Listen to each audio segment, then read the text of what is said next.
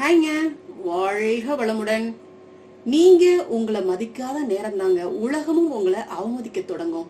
இந்த ஒரு வரி பாத்தீங்கன்னா உங்களுடைய வாழ்க்கையை மாற்றக்கூடிய ஒரு சக்தி வாய்ந்த வரி தாங்க. இது வெறும் வார்த்தை, இது வெறும் சொற்றொடர் அப்படின்னு மட்டும் நினைச்சிடாதீங்க. இது உங்களுடைய உள்ளத்தின் ஆழத்தில் பதிய வேண்டிய மிகப்பெரிய உண்மைங்க. நல்லா சிந்திச்சு பாருங்க. நம்மள பலருக்கு ஒரு பயம் இருக்குதுங்க. எனக்குள்ளார எப்பேற்பட்ட திறமைகள் இருந்தாலும் என்னால இந்த உலகத்துல வெளிக்காட்ட முடியல, எனக்கெல்லாம் அதிர்ஷ்டமே கிடையாது, நான் யாருக்குமே இங்க முக்கியமான ஆளாக தெரியறதே இல்ல, எனக்கு மற்ற மொழிகள்ல சரியான ஆளுமை கிடையாது, எனக்கு திறமை இல்ல, மற்றவர்கள்ட்ட இருந்து எனக்கு சரியா அங்கீகாரமே கிடைக்கிறது இல்ல, நான் எவ்வளவுதான் உழைப்பு போட்டாலும் பணம் அப்படிங்கிறது என் வாழ்க்கைக்குள்ளார வரவே வராது, கடவுள் எனக்கு விதிச்ச விதி இதுதான் போல அப்படின்னு ஒவ்வொருத்தருக்கும் பாத்தீங்கன்னா உள்ளூர இன்னும் எண்ணற்ற பயங்கள் இருந்துகிட்டு தாங்க இருக்கும். நம்ம ஒவ்வொருத்தரும் எப்படி நம்மளுடைய வாழ்க்கையை அணுகிறோமோ, எப்படிப்பட்ட சூழ்நிலைகள்ல நம்ம வாழ்றோமோ அந்த மாதிரியான பயங்கள் நமக்குள்ளார இருந்துகிட்டு தாங்க இருக்கு. இந்த மாதிரி விஷயங்கள்லாம் பாத்தீங்கன்னா நம்மளே படுகொலியில தள்ளுறோம் அப்படிங்கிறது தாங்க முக்கியமான விஷயம். ஒரு சத்தியமான விஷயம் சொல்லட்டுங்களா? நீங்க உங்களை மதிக்கல அப்படின்னா உலகம் உங்களை மதிக்கவே மதிக்காதுங்க. நீங்க உங்களுடைய செயல்களுக்கும் உங்களுடைய திறமைக்கும் பாராட்டுகளை உள்ளூர நீங்க கொடுக்கும் பொழுதுதான் இந்த உலகத்திலிருந்தும் அதே மாதிரி விஷயங்கள் உங்களுடைய வாழ்க்கைக்குள்ளார வருங்க. இந்த பிரபஞ்ச தத்துவ விதி, இந்த ஈர்ப்பு விதி என்னதுங்க? நம்ம என்ன விதைக்கிறோமோ அதை தான் நம்மளால அறுவடை செய்ய முடியும். உள்ள நம்ம இவ்வளவு பிரச்சனைகளை வச்சுக்கிட்டு இருந்தோம் அப்படின்னா பிரச்சனைகரமான வாழ்க்கையை மட்டும்தான் நம்ம ஈர்த்துக்கிட்டே இருக்கிறோம். அதுதான் நம்மளுடைய வாழ்க்கையாக மாறி போகுங்க. நம்மள நிறைய பேர் நினைச்சுக்குவாங்க, நம்மளை அங்கீகரிக்கிறோம், நம்மளை பாராட்டுறோம் அப்படின்னா அது ஒரு அகங்காரத்தன்மை அப்படின்னு நினைச்சுக்கோங்க. அப்படிலாம் கிடையாதுங்க. அது ஒரு அமைதியான உணர்வு. நீங்க யார் அப்படிங்கறத அறிந்திருக்கும் ஒரு நிலைப்பாடுங்க அது. நம்மளுடைய தாய்மொழியில பேசினா ஒரு குற்ற உணர்வு, நம்மளுடைய தோல் நிறம் சற்று மாறுபட்டதாக இருந்துச்சுன்னா அது ஒரு பிரச்சனை, நம்முடன் படித்த சக மாணவர்கள் மாதிரி இல்ல நம்முடைய உறவுகள் மாதிரி நம்மளுடைய வாழ்க்கை நிலை இல்ல அப்படின்னா அதற்கு ஒரு குற்ற உணர்வு. இதெல்லாம் தேவையே இல்லைங்க. கடவுள் நம்மளை எல்லாத்தையும் ஒரே மாதிரி படைக்கலைங்க. இதற்கு அற்புதமான உதாரணம் என்னங்க? இந்த உலகத்துல கோடான கோடி மனிதர்கள் இருக்கிறோம். ஆனா நம்மளுடைய இந்த கட்டை விரலுடைய அந்த ரேகை பாத்தீங்கன்னா ஒருத்தர் மாதிரி இன்னொருத்தருக்கு நிச்சயமா இருக்கிறதே இல்லை இல்லைங்களா? கடவுளுடைய அற்புதமான படைப்பை பாருங்க. அதனால கடவுள் பாத்தீங்கன்னா ஒவ்வொருத்தருக்கும் ஒரு தனிப்பட்ட திறமைகளை கொடுத்து தனிப்பட்ட குணாதிசயங்களை கொடுத்து இந்த உலகத்துக்கு அனுப்பிச்சிருக்கிறாரு.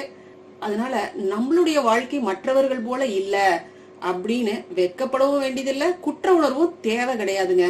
நீங்க என்ன எதிர்பார்க்கறீங்க அப்படிங்கறத விட நீங்க உங்களுக்குள்ளார எந்த மாதிரியான விஷயங்களை அனுமதிக்கிறீங்க அப்படிங்கறதாங்க இங்க முக்கியமான விஷயமே. உங்களுடைய எண்ணங்கள், உங்களுடைய வார்த்தைகள், உங்களுடைய நடத்தை, இது எல்லாமே பாத்தீங்கன்னா இந்த பிரபஞ்சத்துல காந்தம் போல செயல்பட்டு இருக்குதுங்க. நீங்க உங்களை உள்ளூர அங்கீகரிக்காம என்னால முடியாது, எனக்கு திறமை இல்ல, இதெல்லாம் எனக்கு சாத்தியப்படாது அப்படின்னு நீங்க உள்ளுக்குள்ளார புலம்பிக்கிட்டே இருந்தீங்க அப்படின்னா இந்த பிரபஞ்சம் பாத்தீங்கன்னா உங்களுடைய வாழ்க்கைக்குள்ளார அதே மாதிரியான விஷயங்களை தாங்க பிரதிபலிச்சு கொண்டு வரும். அதுவே நீங்க இந்த மாதிரியான விஷயங்கள்ல இருந்து முழுமையாக மாற்றம் பெற்று ஏன் என்னால முடியாது, நான் இதற்கெல்லாம் தகுதியான ஒரு ஆள் தான், என்னால முடியும், என்னால ஸ்டெப் பை ஸ்டெப்பா என்னால முன்னேற முடியும், இந்த இறை சக்தி எனக்கு துணையாக இருக்கும் அப்படின்னு நீங்க உள்ளூர ஒரு விதைய கொடுத்துக்கிட்டே வர வர பாத்தீங்கன்னா இந்த பிரபஞ்சம் துணையாக நின்னு வழி நடத்துங்க. இது எப்படி நீங்க தெரிஞ்சுக்கலாம் அப்படின்னு பாத்தீங்கன்னா வெளியில இருந்து சின்ன சின்ன பாராட்டுகள் உங்களுக்கு வந்த வண்ணம் இருக்குங்க. அதுக்கு முக்கியமான விஷயம் உள்ளூர ஒரு பாராட்டு இங்க கிடைச்சுக்கிட்டே இருக்கணும். அப்பதான் வெளியில இருந்து பாராட்டுகள் வந்துகிட்டே இருக்கும். அது மட்டும் மைண்ட்ல வச்சுக்கோங்க. இதற்கு ஒரு உண்மை கதையை உங்களுக்கு சொல்றது மூலமா நிச்சயமா நல்லா புரிய வருங்க. எனக்கு தெரிஞ்ச ஒரு பொண்ணுங்க, அவ ஸ்கூல் படிக்கும் போது நிறைய சங்கடங்களை அனுபவிச்சிருக்காங்க. அவளுடைய அழகு பாத்தீங்கன்னா அற்புதமான அழகு அப்படின்னு தாங்க நான் சொல்லுவேன். ஆனா மற்றவர்களுடைய பார்வையில பாத்தீங்கன்னா அவளுடைய அந்த தோளின் நிறமும் அவளுடைய அந்த குரலினுடைய அந்த ஒளியும் மற்றவர்களுக்கு கேளிக்கையாக இருந்துச்சுங்க. அவ சொல்லுவாங்க, நான் கிளாஸ்ல எழுந்திருச்சு அட்டெண்டன்ஸ் சொல்லும் பொழுது மற்றவர்கள்லாம் என்னுடைய குரலை பார்த்து அப்படி கேலியா எல்லாரும் என்னை திரும்பி பார்த்து அப்படி சிரிப்பாங்க, நக்கலா பார்ப்பாங்க அப்படின்னு சொல்லுவாங்க. மேலும் அவ கூட யாருமே பழகிறதுக்கு முன் வர்றதில்ல, அவளோட தோழமை அப்படிங்கறது யாருமே வச்சுக்கிறதுக்கும் முன் வராம இருந்தாங்க. ஆனா படிப்புல அவ மகா கெட்டிக்காரிங்க. இன்னொரு பிரச்சனை என்ன தெரியுங்களா? வீட்டுல கூட பாத்தீங்கன்னா அவளுக்கு சரியான அங்கீகாரம் இல்லைங்க. மற்ற குழந்தைகளுக்கு கொடுத்த அங்கீகாரம் அவளுக்கு கிடைக்கல. தாங்கிட்ட எவ்வளவோ திறமைகள் இருந்தோம், இந்த புற உலகம் சொல்லக்கூடிய அந்த வார்த்தைகளுக்கு ஆட்பட்டு அவ ரொம்பவே உள்ளூர உடைஞ்சு போறா. படிப்புல முழு கவனத்தையும் செலுத்த முடியாம +2 எக்ஸாம்ல பாத்தீங்கன்னா அற்புதமாக படிக்கக்கூடிய அந்த பொண்ணு மார்க் ரொம்ப குறைஞ்சு போயிருது. அவளுடைய குடும்பத்தோட எங்களுக்கு நல்ல நட்பு இருந்துச்சுங்க. அவ அவ்வளவு சீக்கிரத்துல தன்னுடைய மனசுல இருக்கிறத சொல்லவே மாட்டா. இந்த +2 எக்ஸாம் ரிசல்ட் வந்ததுக்கு அப்புறம் நான் அவகிட்ட கேட்டேன், என்னமா ஆச்சு, ஏன் இப்படி மார்க் குறைஞ்சிருச்சு, நீ அப்படிப்பட்ட ஆளே கிடையாதே அப்படின்னு நான் அவகிட்ட கேட்டப்ப அவளுடைய மன குமுறல அவ்வளவு அழுகையோட என்கிட்ட வெளிப்படுத்தினாங்க. தன்னுடைய சக மாணவர்கள்ட்ட இருந்தும் தன்னுடைய குடும்பத்துக்கிட்ட இருந்தும் தனக்கு கிடைச்ச அந்த புறக்கணிப்புகளை அவளால் தாங்க முடியலைங்க. எனக்கு ரொம்பவே கஷ்டமா போச்சு.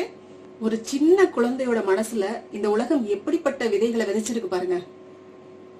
நான் அதுக்கப்புறம் அவளை தனியா அழைச்சிட்டு போய் அவகிட்ட கொஞ்ச நேரம் பேசிட்டு ஒரு தன்னம்பிக்கை சார்ந்த ஒரு புக்கை எங்க வீட்டுல இருந்து எடுத்துட்டு போய் கொடுத்தங்க. அதை படிச்சதுக்கு அப்புறம் அவ என்கிட்ட சொன்ன விஷயம், ஆன்டி நான் இவ்வளவு நாள் ரொம்பவே தப்பு பண்ணிட்டேன், இனி நான் எனக்காக வாழ போறேன், என்னுள் இருக்கிற திறமைக்கு நான் அங்கீகாரம் கொடுக்க போறேன். அதுக்கப்புறம் அவர் சொல்றாங்க, ஆன்டி நான் கண்ணாடியில என்னைய பார்த்தேன், நான் எவ்வளவு அழகா இருக்கேன், இப்படிப்பட்ட அழகு இந்த உலகம் ஏன் புறக்கணிச்சிச்சு அப்படின்னு எனக்கே தெரியல. நானும் பாருங்களேன் இவ்வளவு நாள என்ன வெறுத்துட்டு இருந்திருக்கேன், இது சரியில்லை ஆன்டி. நான் இப்ப சொல்றேன், நான் ஏன் என்னுடைய தோலை வெறுக்கணும், நான் ஏன் இந்த கருப்பு நிறம் அப்படிங்கறத வெறுக்கணும், இந்த கருப்பு தான் ஆன்டி எனக்கு ஒரு அழகை கொடுக்குது அப்படின்னாங்க. இவ்வளவு நாள் எனக்குள்ளார இருந்த அந்த திறமைகளுக்கு நான் அங்கீகாரம் கொடுக்கல, அதனாலதான் எனக்கு இந்த மாதிரியான பிரச்சனைகள். நான் இனிமே யாருகிட்ட இருந்தும் பாராட்டுகளை எதிர்பார்க்கவே மாட்டேன், நான் என்கிட்ட இருந்து மட்டும்தான் பாராட்டுகளை எதிர்பார்ப்பேன் அப்படின்னு சொல்லிட்டு இப்ப சொல்றேன் ஆண்டி, இந்த குரலை வச்சு நிச்சயமா நான் என்னுடைய வாழ்க்கையில உயர்ந்து காட்டுவேன் அப்படின்னு சொன்னாங்க. அவ அற்புதமா இங்கிலீஷ் லிட்டரேச்சர் எடுத்து படிச்சாங்க. அடுத்த 5 வருஷத்துல பாத்தீங்கன்னா அவளுடைய வாழ்க்கையே மாறி இருந்துச்சுங்க. தொடர் முயற்சிகள்ங்க, இன்னைக்கு சிறப்பான பேச்சாளருங்க, உலகம் முழுதும் அப்படி போயிட்டு இருக்கா. எனக்கு அவ்வளவு பெருமையா இருக்கு அதை பார்த்து.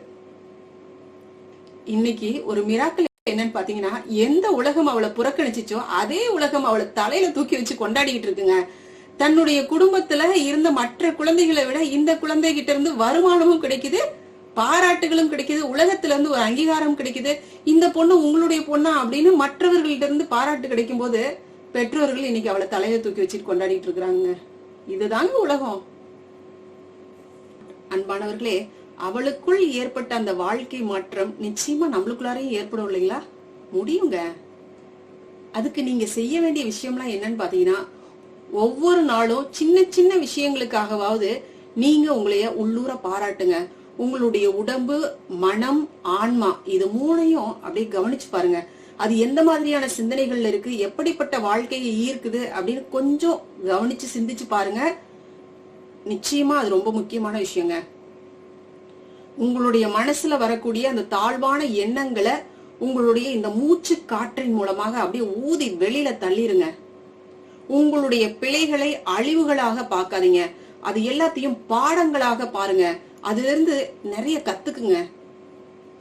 நல்லா புரிஞ்சுக்கோங்க, வெற்றி நம்மளுக்கு பாடங்களை கத்து தராதுங்க, தோல்வி மிகப்பெரிய பாடங்களை அற்புதமா நம்மளுக்கு கத்து கொடுக்குங்க.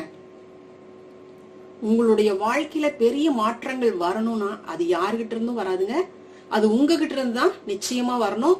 உங்களுடைய சொந்த குரல்ல இருந்து, காந்தம் போல வைராகியமான இந்த குரல் கிட்ட இருந்து என்னால முடியும் அப்படின்னு ஒரு கட்டாயமான ஒரு குரல் உள்ளூர ஒழிச்சுக்கிட்டே இருக்கணுங்க. ஒவ்வொரு நிமிஷமும் ஒழிச்சுக்கிட்டே இருக்கணும். உங்களுடைய இந்த தைரியமான கண்கள்ல இருந்து இந்த உலகத்தை அற்புதமா பாருங்க. என்னால முடியும், நான் சரியான ஆள்தான், இந்த இறைநிலை எனக்கு கொடுத்த இந்த அற்புதமான பிறப்பு சக்தி வாய்ந்த பிறப்பு அப்படிங்கிற நிலையோட இந்த உலகத்தை உற்று நோக்குங்க. உங்களுடைய வாழ்க்கைய சரியா தேர்ந்தெடுங்க. இதுதான் என்னுடைய வாழ்க்கை, இப்படித்தான் என்னுடைய வாழ்க்கை இருக்கும் அப்படின்னு உள்ளூர ஒரு விதைய போட்டுக்கிட்டே இருங்க. தொடர்ந்து உங்களுடைய மனசுல கொடுத்துக்கிட்டே இருங்க. நான் இதுக்கு சரியான நபர் தான், இதுக்கு தகுதியான ஆள் தான் அப்படின்னு உள்ளூர நீங்க கொடுத்துக்கிட்டே இருங்க.